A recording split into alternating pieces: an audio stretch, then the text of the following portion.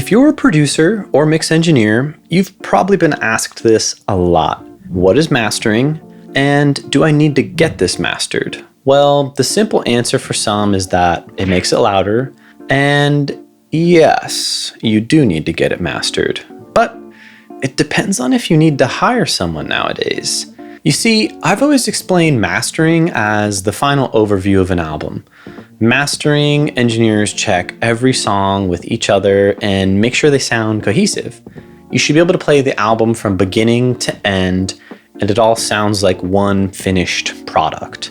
They also find any frequency or dynamic problems you might have missed, and they can also help with stereo imaging if it sounds too narrow or you want it to sound wider. And it can be super beneficial to have that second set of ears on your music.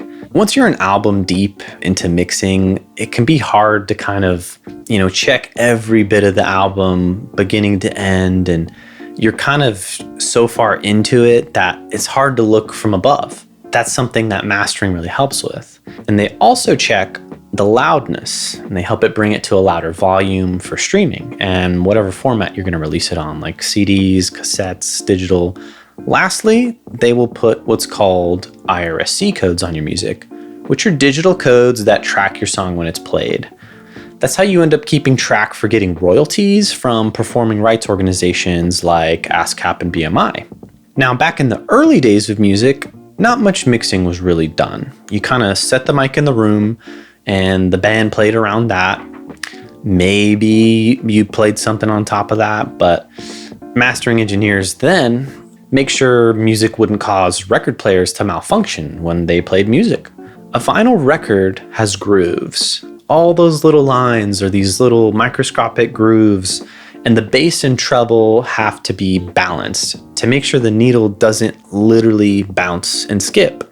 Because if there's too much bass, the grooves end up getting so wide that they literally cause the needle to bounce and move. We're quite a ways different in these days now from when we were back then. But things are changing now. Now we have websites that literally master songs for you. You just put the song in and it spits out a master. There's also a lot of AI mastering like Ozone and Isotope's offerings, and the mixing engineers that say they can master a song too, because a lot of us do try. It leaves a musician in a pickle trying to figure out what they need. So I thought I'd try and simplify it for you the best I can. I think you need to ask yourself a few things first. For instance, what is the intent of the piece of music? Are you a songwriter that writes multiple songs a week, that needs stuff to constantly be mastered just to be loud enough to show other people? Maybe you're just having fun and want to make the song loud enough to switch from Spotify to your phone and not notice a huge difference in volume, at least. That's something that happens, I think, with a lot of beginner mixers is they don't know how to get the song loud. So you show your friends and it kind of always is quiet. Now that's a case where I think the answer might be online services like Lander or plugins like Ozone that you or your mixing engineer can use that pretty much spit out pretty passable masters. They get it loud. There's a lot of adjustable features. And it kind of gives you a little guide on, some stuff to kind of help your song sound a bit more polished. And you can even put on those IRSC codes yourself if you want. That's the quick and easy way. And it totally works for a lot of situations like that. I do think TV and film is definitely a different thing as well, which I can't personally touch on, but maybe some people can in the comments that work on that kind of stuff. What I do know is the volume level of that material is more of a concern. There are standards that need to be met in those situations, and a little more knowledge is needed when doing that. I will say I am curious what's going on with dialogue these days, because I don't know about you, but I watch a lot of things that I just can't hear what they're saying, especially in movie theaters. So maybe someone can chime in on what's going on there. So let's say you want something more professional. It can help finding a good mastering engineer for that. There's a variety out there, and it depends on the mix engineer you hire too. I personally mix my songs with a bit of mastering baked in. I mix what's called top down, so I tend to kind of put some compression and limiting and mix all my stuff around that so that I can hear my song sounding more like the finished product off the bat. because something that can happen is you can be surprised by a master if you never put a limiter on, at least to check what it's going to sound like. I also check every song I work on together as I go, just to make sure they sound cohesive and like an album, as we've discussed. And I try to resolve any of the problems I find before mastering. I kind of go into a mix with a mastering mentality at the end phase because I want my mixes to sound incredible. I don't want to be surprised by a mastering engineer. And sometimes I am, and that's great, but I'm not trying to make them work harder. And ultimately, I want the artist to be impressed with the piece of music that we've worked on. I've absolutely had people use my mix as the master, and I've had mastering engineers say they don't really have to touch the mix that much. But that's just me. Everyone's different, and every situation is different. Other mix engineers leave a lot of headroom, and they don't limit and compress as much. It's a different style of mixing, and it's totally fine. I think everything works in its own way. They find a way to have that work for them.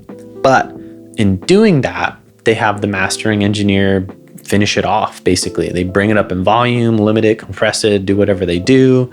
And sometimes it can surprise people because they didn't, know things were going to change like that. Once it gets loud, things change when you start limiting and compressing and bringing things up. So, it just depends on the style of mixer. That style of mastering would have me take off my limiters and bus plugins, and it's just, for my style, it changes things too much because, that's a big part of the modern sound is the mastering, if you will. So you want to find the right fit for who you work with too. Who's your mixing person? What's their method of working?